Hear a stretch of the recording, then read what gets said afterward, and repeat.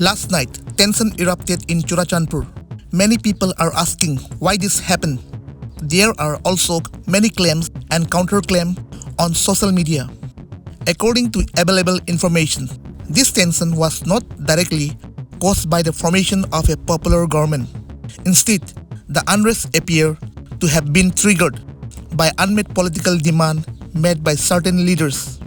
Sources and social media posts suggest that leaders from KNO and KZC had specific political expectations.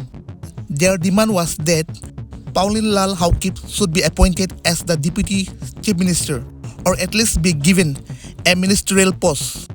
This information has been shared publicly by Facebook handler Jokhan Khaul and ZANGKHOLEP Haokip. Both of them posted similar messages explaining the situation. Earlier, this same leader strongly demanded the formation of a popular government. Because of this demand, president rule was removed and the present government was formed. At that time, they welcomed the process and supported it. However, the situation changed after the central government made its decision. Instead of appointing Paolienlal Haokip, the central government appointed Nemcha Kipgen as the Deputy Chief Minister of Manipur. After this announcement, dissatisfaction reportedly grew among certain leaders when their specific demands were not fulfilled. Tension increased, and this eventually contributed to unrest on the ground.